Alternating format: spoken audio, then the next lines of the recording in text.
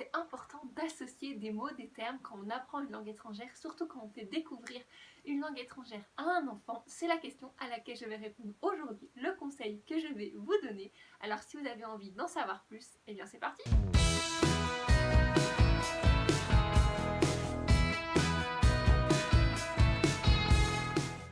Hello hello, je suis Alice du blog Grandir en langue. Bienvenue dans cette nouvelle vidéo. Je suis très heureuse de vous retrouver dans cette 9e vidéo de ce format Un jour une astuce. Aujourd'hui, on va parler d'association.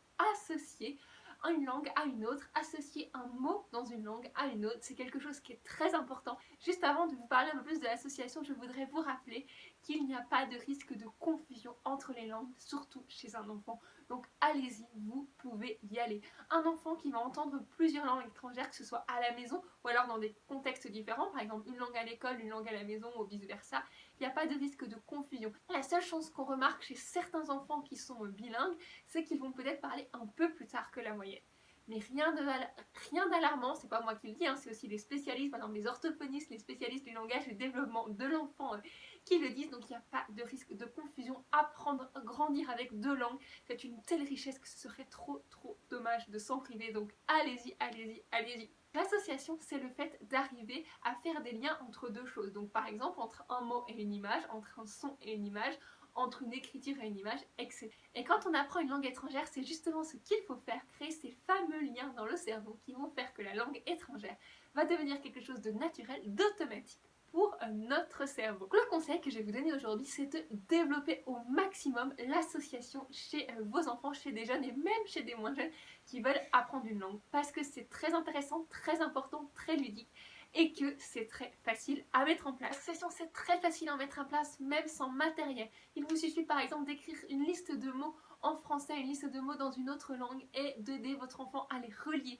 ou alors de mettre des images si c'est plus facile, de relier, par exemple de mettre des objets et de lui donner un mot et de lui dire ok, montre-moi cet objet. C'est très simple. Vous pouvez également, c'est d'ailleurs très intéressant d'utiliser des jeux que votre enfant connaît. Par exemple, un puzzle avec les animaux. Les enfants très jeunes, ils aiment beaucoup les animaux, ou sur un sujet qu'il connaît, vous allez lui donner des mots et il va associer le mot à l'image, le son à l'image. Après évidemment, ça va être adapté, à développer en fonction de l'âge de votre enfant, si votre enfant est jeune, si votre enfant sait déjà lire, si votre enfant sait déjà écrire.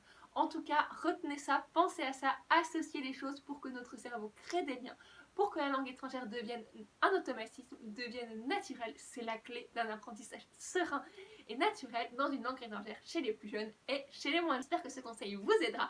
Dites-moi dans les commentaires si vous ou vos enfants aimez les jeux d'association, si vous avez déjà testé, si vous avez des préférés. Ce serait toujours chouette d'avoir vos retours d'expérience. Pensez également à vous abonner à la chaîne pour ne rater aucune des prochaines vidéos. Et si vous aimez les jeux, je vous invite, si ce n'est pas fait, à télécharger votre kit gratuit en cliquant sur le lien juste en dessous de la vidéo. Il y a des fiches, il y a des idées de jeux avec tout le matériel et c'est gratuit juste pour vous. Donc voilà, cliquez juste sur le lien et vous pourrez découvrir tout ça. Je vous dis du coup à très vite pour la prochaine vidéo. D'ici là, prenez soin de vous. Ciao!